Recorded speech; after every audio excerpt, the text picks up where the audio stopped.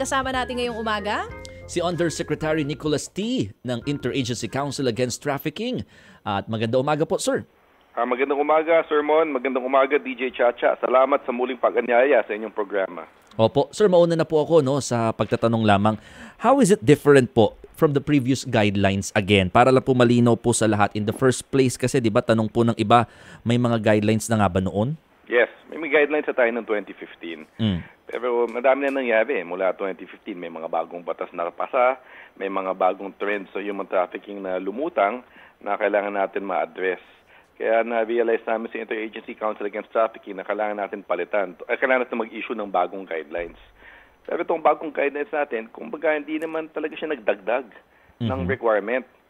Yun medyo napansin namin na alarma yung mga Pilipino, no, mga kababayan natin nung nabalita na may bagong guidelines, may ibang media outlet sinabi na pinapahirapan namin ang mga kababayan. Kinarefine namin to kapon sa DOJ, hindi to totoo. Ginawa namin, streamline namin, finormalize namin yung mga existing requirements na, at in fact may mga categories kami na in-establish kung saan nagbawas kami ng mga requirements. In other words, pinadali namin ang proseso na makalabas ang ating mga kababayan. Oo. Sir, Yusek, no? Nicholas T, si DJ Chacha po ito. Yes, Good DJ. morning. Good morning, DJ. Yung sinasabi niyo po na mas pinadali, last time kausap namin si Ma'am Dana. Halimbawa po, pupunta ang isang tao sa Singapore na hindi naman kailangan ng visa. Yes. Dati, paglalabas ka ng bansa, ang kailangan mo lang talaga ay your passport. Yes. Kung wala namang red flag sa'yo, passport lang talaga ang ipapakita mo. Hindi naman talaga mahigpit pag walang visa ang isang bansa. Ngayon po, dito sa tinitignan ko po na nilabas yung bagong guidelines, meron ng kasamang proof of hotel booking, may financial capacity ng source of income, meron ding proof of employment. Before po kasi, sir, hindi po ito ipine-present. Akala ko po ba mas madali? Ay, nandun yung dati. Nasa dating rules yan, DJ Chacha. Pero hindi po ito hinahanap ng immigration, lalo kung walang red flag po ang isang tao. Tama ka doon. Kung walang red flag yung isang tao, hindi hinahanap yan. At Okay. hanggang ngayon, kung walang red flag pa rin ng isang tao, hindi pa rin yan hahanapin. Very good. Yun naman pala. Itong mga dokumento na yan, yung proof of financial capacity, lalabas lang yan kung may red flag. Kumbaga, kung normal kang nakakalabas ng bansa ng madali noon, kung lalabas ka ng bansa sa bagong kapag na-revise na yung guidelines ngayong September, wala kang dapat ipag-alala. Tama yun, DJ Chacha. Pero sa kagaya ko po, kumbaga gusto ko maging sure dapat po ba dala ko ito kahit walang red flag sa akin? Ano ka ba? I assume season traveler ka na, DJ Chacha, no? So yung mga nagta-travel lagi na hindi naman naho-hold ng immigration, kagaya ni Namon Gualvez, ito pong mga kasama namin dito, wala silang dapat ipag-worry. Wala talaga. Kasi unang-una nasa record yan ng immigration na nagbabiyahe sila at bumabalik. Di sila yung tipong talagang lumalabas na nag-misdeclare sila ng purpose of travel. At kung may travel record ka na, kampante na yung BI sa'yo, chances are within the 45-second window for primary inspection, ay makakalabas ka na. So before po pala, bago pa tong revised guidelines, may mga hinahanapan na ng ganito. Meron na. At nandun yun. Kung titignan natin yung copy ng 2015 guidance, nandun na yun, yung proof of financial capacity na requirement. Na-highlight lang ngayon, sir, no? Kasi nga, syempre, nagiging trending sa social media palagi yung mga ganyan mga inspection. Sir, sabi ho ng DOJ, 45 minutes lamang, no? Yung Second, sir. Matagal yung 45 45 seconds lamang. Oo, teka, ayusin mo. 45 seconds lamang. Pag ikaw yung nasa harap ko, baka nakatulog ako. Seconds. Yung buong process kasi yung gusto ko sana sabihin. Okay. Oo. Pero can you please run down lang po yung mga primary na binabanggit niyo po at saka secondary inspections? Kasi para at least malinaw lang po sa atin ngayon. Kasi baka akala nga nila mas nagigpit. Sinasabi niyo po, hindi naman. Tama. Sige, thank you. So, dalawang steps yan. Yung primary inspection at yung secondary inspection. Tingin ko lahat tayo na bumabiyahe, familiar tayo dun sa primary inspection. Ito yung haharap tayo sa immigration officer dun sa mga booth natin sa mga airport. Dito, kadalasan, ang hihingi lang sa yung basic documents. Yes po. Nandun yung passport, visa if required, return trip, tsaka yung boarding pass mo. Yun lang, no? Within 45 seconds, ideally, dapat matapos yun, dapat matapos ang primary tanungan inspection. portion, oo. Minsan pwede mangyari at the level of primary inspection para matapos na, posibleng hingin doon yung proof of financial capacity mo. At kung masatisfy na yung immigration officer doon, makakalabas ka na. Pero kung hindi satisfied yung immigration officer, i-refer yung traveler natin for secondary inspection. Doon medyo may mga kwarto na sa likod ng mga booths at may mga immigration officers tayo galing sa dating TCEU, ngayon iProbes na yung tawag, sila ang mag-evaluate ng traveler natin. At doon na medyo hihingin yung mga more requirements, more documents. But nevertheless, tong secondary inspection, may time limit nito. Ideally, 15 minutes. Okay, yun. 15 So minutes. sa second inspection pala, mga Doon, 15 minutes. doon mas medyo mahaba-haba. Oo. Sir, kung tourist ka, tourist talaga. Kung for work, for legit employment at hindi yung mga employer na iba palang klase ng employment ipapasabak sa'yo na siya rin karaniwan kasi, no, na senaryo sa mga human trafficking cases. Tama ho ba? Tama yun. In fact, yung ating pangkaraniwang senaryo ay magpapanggap na turista pero hindi pala. Magtatrabaho sa ibang bansa. Minsan yung trafficker pa nila nagpapayo sa kanila, ganito gawin mo, pailinang mo yung BI. Sabihin mo, turista ka. Minsan yung trafficker, sila pa yung gumagawa ng mga proof of financial capacity. Sila yung gumagawa ng ng travel booking, sila gumagawa ng hotel booking. Ay, ito po, balikan natin for standard traveler or tourist na halimbawa may kasamang, iba pa ito dun sa, yung sponsored po na binabanggit nyo kapag ang kamag-anak niya nandun sa ibang bansa at yun ang nag-sponsor ng trip niya. Tama. At magbabakasyon siya doon. Paano naman kung halimbawa kami ni Mon, kasama namin ang mga magulang namin na kami po ang magsusponsor. Medyo mahirap po ba? Or same pa rin like before? Same lang yun. Like before. Kung makita naman nila, di ba may tayong e-pass ang tawag nyo yung e-travel pass na pinifilapan natin? Yes po. Bago nandun yung mga detalye na yun Oo, at may kita ng IO yun doon sa sistema nila dahil sinasabit natin yan online. Tapos ibabangga pa yun sa previous travel history mo. Kung makita naman talaga na umuwi ka talaga, walang problema yan. Within 45 seconds ng primary inspection, chances are makakalabas kayo. Ito po yung isang kasama namin dito, may partner, part po ng LGBT community, at kung siyang magsusponsor doon sa kanyang partner, ano pong requirement ang kailangan naman nilang ipakita? Lalo pat dito naman sa atin ay hindi pa nga, wala pa tayong bata sa mga kapatid nating LGBT. Then dyan yan doon sa bagong guidelines natin, nakalagay doon yung mga requirements for mga traveling with local sponsors. Maganda siguro mag-prepare siya ng duly notarized affidavit, yung sponsor natin, showing the information indicated in one of the annexes, Tapos may proof of relationship, lagay din niya siguro doon sa notarized affidavit. Tapos dapat yung tickets nila, yung return trip ticket sila magkapareho. Kung lumabas na yung isa, kung yung magsa-sponsor ay may round trip ticket, tapos yung sponsor niya one way lang, may problema tayo. Red flag yun. Yung proof of relationship, mga photos po ba ito? Ganon? Alam mo, pwede yun. Pwede yung photos. Kasi kung wala naman po silang certificate na maipapakita, paano kaya yun?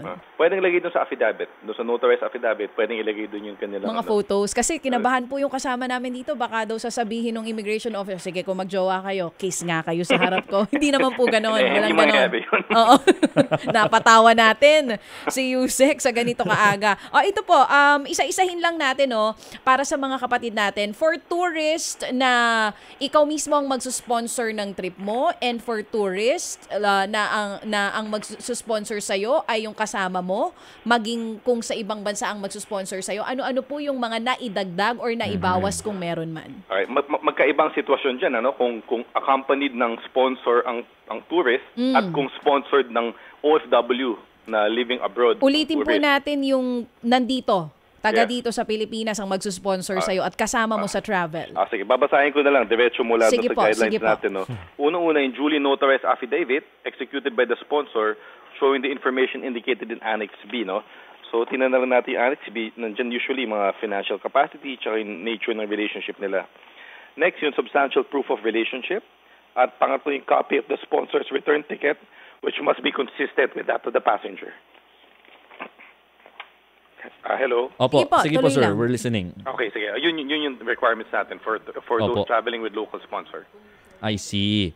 Sige. At ito, ulitin ko lang kasi kabado po talaga yung ibang mga nagko-comment sa atin dito. Tsaka para lang din po, sir, para maiwasan na yung kaba at yung negative reaction ng mga kapatid natin sa social media. Kasi ang iba, ang sinasabi po, 'di ba, lalabas ka lang ng bansa para ka namang mag-a-apply bilang OFW sa dami doon ang hihingiin sa'yo. Kapag ikaw ay frequent traveler o kahit hindi ka frequent traveler pero nakalabas ka na ng bansa nang walang problema, kung lalabas ka ulit ng bansa, hindi ka dapat kabahan. there's a good chance na talagang makakalabas ka, no? Ito lang bukod dun sa documents na usisa ng BI, pati yung demeanor mo habang ini-interview, no, within that 45 seconds. Chinecheck yan. Dapat consistent yung mga statements mo dun sa mga declared purpose of travel mo. Pag nakalagay sa declared purpose of travel mo na tourism, tapos bilang sinabi mo, hindi, maghanap ako ng trabaho doon pagpunta ko. May problema tayo doon. Paano po ba ma-define ang usual traveler? More than 3 to 5 times per year ang travel? Abroad ba dapat or pwede counted po ba yung local? Ay naku, wala kaming definition dun sa sa guidelines natin. Tingin ko yung case to case basis na yan dun sa ating mga kaibigan sa BI. Oo. So again, uulitin ko, sir, kagaya ko na nakalabas naman ako ng maayos last time na umalis kami ng pamilya ko, hindi ako dapat kabahan at hindi ko kailangang i-ready yung sandamakma kasi alam ko namang walang red flag sa akin, parang ganon. Hindi ka dapat kabahan kung ganun yung sitwasyon. Pala, Sir Mon. Ayan. Ikaw ba kabado ka pa? Ako hindi na ako kabado. Hindi naman kami nagtatravel. Pinapataho mo si Yusek eh. Sige, follow-up question. Yes, sir. Ako, concerned talaga ako sa naman sa mga OFW. Binabasa ko po kasi yung mga list, no, ng mga sa ating OFWs. Oo, ng mga guidelines dito. The following OFWs are required to have special travel exit clearances instead of an OEC. Bakit di na po OEC ang kailangan dito ngayon? Pinilitan na eh. Alam ko yung okay. BMW nag-transition sila to a different document. Pini-face out na yung OEC and it's going to become in OFW clearance na. I see. So sa mga magtatrabaho po talaga, no, sila po ay may dapat bang asahan na pagkakaiba at saka mga bagay po na dapat nilang paghandaan sa kanilang paglabas po ng bansa? Sa amin, wala dapat na asahan ng pagpapago. Most likely, kung ano yung mga proseso na dinadaanan nyo dati, yung pa rin ang dadaanan nyo ngayon. Ito po, kasi ako minsan may kasama rin po ako mga bata na below 18 years old. Traveling with minors, last time na lumabas po kami ng bansa, passport lang ang ibinigay ko, wala na po bang magiging problema pagka po ganoon? Paano naman sa pagkakataon na halimbawa, yung nanay ang kasama pero yung anak niyang kasama niya ay nakaapelido sa tatay na hindi kasama? Dati hindi lang passport yung kailangan, no? Kailangan ng birth certificate. Philippine Statistics Authority na issued birth certificate. Yun ang isang requirement kung may minor. At yun pa rin naman ang basic requirement natin ngayon. For certain situations, may kailangan na additional requirements, pero dun sa at the barest minimum, no, passport plus yun birth certificate. Pero for safety, dala na ng birth certificate lagi yung mga traveling with minors. Dala kayo ng birth certificate. Kasi unang-una, maganda yung sinabi mong halimbawa minsan iba yung apelido Oo, totoo diba? po. So kailangan talaga, hindi mo malalaman sa passport lang kung may relationship ba talaga yun adult tsaka yun minor. So kailangan tsaka bukod dun, madami talagang sitwasyon na yung mga minor natin nata-traffic abroad. Minsan nasabiling kamag-anak nila, dinadala sila doon, minsan pinapa-adapt doon or minsan worse, no?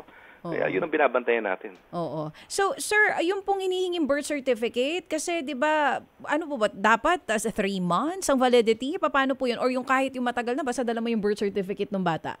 Alam mo, parang nagbago na yata yung proseso, di ba? Parang longer na yung validity ng Actually, PSA, ang sabi, hindi na daw nga po dapat paulit-ulit kumukuha ng mga birth certificate. Pero ano po ba, dyan po sa ginawa ninyong guidelines, okay lang po ba halimbawa kung last year ko pa nakuha and then ang travel po namin ay ngayon? Or dapat at least 3 months, di ba, updated? Diyos ko, bagong bayad na naman yun, sir. Oo. Hindi kami nag-specify ng okay. period. So, that kailangan pong maklaro because the last time we talked to Ma'am Dana, ang alam nila dapat 3 months valid.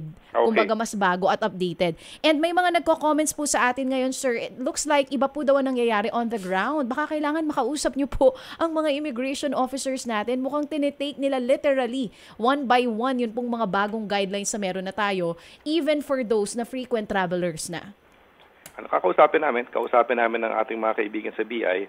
But take note, no, September 3 pa effective tong bagong rules, no? So kung ano man nangyayari sa ground under the old rules, yun ang old rules ang papakaban natin 'yan.